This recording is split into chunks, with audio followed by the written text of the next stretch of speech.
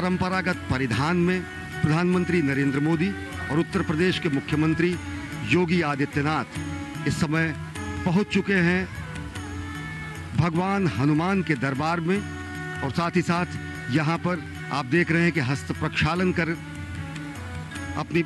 अपने जूतों को उतारकर हस्त प्रक्षालन कर अब वो परंपरागत तरीके से हनुमान जी के दर्शन के लिए अभिमुख हो रहे हैं।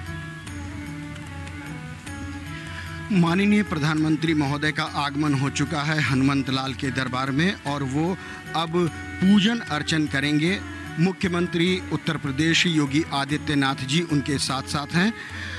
हनुमान गढ़ी के भीतर प्रवेश करते समय जब आप चलते हैं ये परिक्रमा मार्ग से जिधर से प्रधानमंत्री जी जा रहे हैं तो हनुमान बाहुक सुंदरकांड, हनुमान चालीसा उत्कीर्ण है संगमरमर के प्रस्तरों पर। और अब जबकि माननीय प्रधानमंत्री जी गर्भगृह के ठीक सामने पहुंच गए हैं और वो पूजन अर्चन परंपरागत ढंग से कर रहे हैं।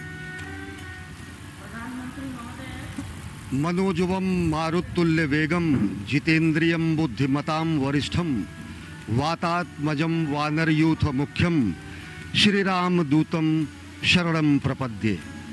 भगवान हनुमान श्री राम भगवान के अनन्यतम भक्त माने जाते हैं और ये परंपरा है कि अयोध्या धाम में पहुंचने वाला हर व्यक्ति सर्वप्रथम भगवान श्री राम के अनन्यतम भक्त पवनसुत हनुमान के दर्शन करेगा।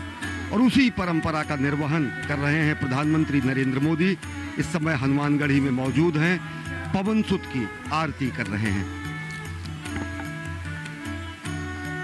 अपने आप में बहुत ही ऐतिहासिक अवसर।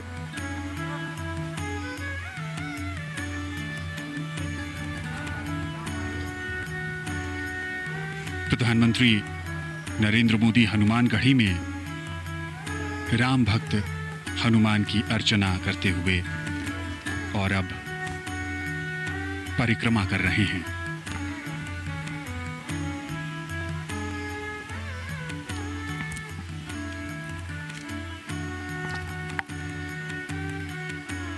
आज एक लंबे इंतजार के बाद वो शुभ मुहूर्त और अब राम भक्त हनुमान के हनुमानगढ़ी में प्रधानमंत्री। मान्यताओं के अनुसार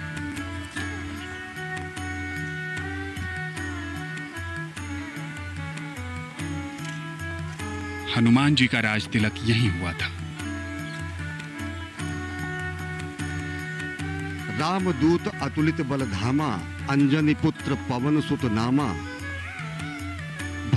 भगवान हनुमान पवनसुत कहे जाते हैं और अंजनी पुत्र कहे जाते हैं। और सबसे बड़ी बात जो भगवान हनुमान को रामदूत की जो संज्ञा मिली हुई है वो उन्हें और विशिष्ट और विलक्षण बनाती है और एक प्रतिबद्धता संपूर्ण विश्व के सामने स्पष्ट रूप से आती है जब खुद भगवान हनुमान ये कहते हैं कि राम काज कीन्हे बिना मोहि कहाँ विश्राम।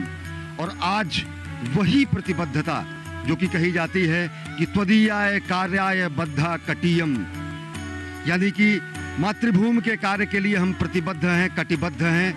आज उसी प्रतिबद्धता के परिपूर्ण होने का दिन है और आज प्रधानमंत्री नरेंद्र मोदी के कमलों से भूमि पूजन होगा भगवान श्री राम के जन्म स्थल पर दिव्यतम भव्यतम मंदिर के निर्माण के लिए।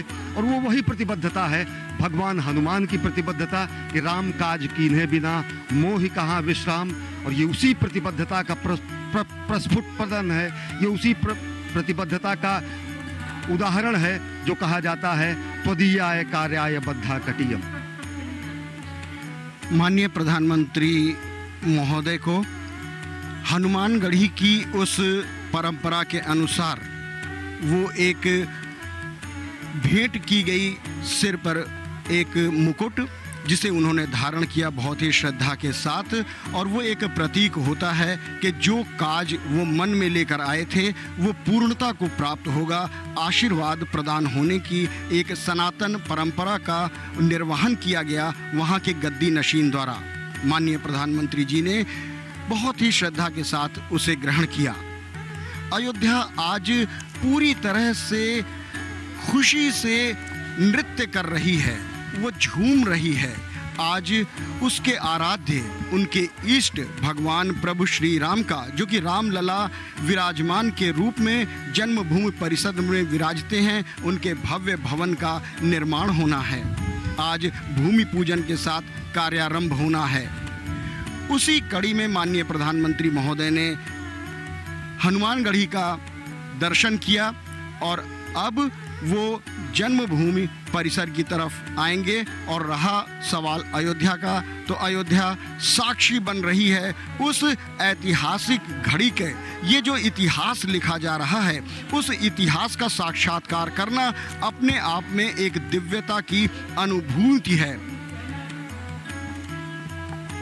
अयोध्या का जिक्र जब भी किया जाता है, उस धार्मिक शहर के साथ श्री राम और सरयू नदी का महत्व भी हमेशा से ही सामने आता है। रामलला, उनके साथ भाई भरत, लक्ष्मण, शत्रुघ्न, साथ में हैं राम भक्त हनुमान, शालिग्राम और प्रधानमंत्री। हनुमानगढ़ी के बाद अब रामलला के दर्शन और पूजन के लिए आएंगे। राम का रामत्व उनकी संघर्षशीलता में है। राम के संघर्ष से साधारण जनता को एक नई शक्ति मिलती है। कभी न हारने वाला मन। विपत्तियां हजार हैं, राम रोते हैं, बिलखते हैं, पर हिम्मत नहीं हारते हैं। सरयू के तट पर पिछले कुछ दिनों से भव्य तैयारी की गई है। दिव्य आरती का आयोजन किया गया। इस पूरे उत्सव को एक मनभावन रूप दिया गया और विहंगम नजारा अपने आराध्य, अपने प्रभु मर्यादा पुरुषोत्तम राम को अनूठे ढंग से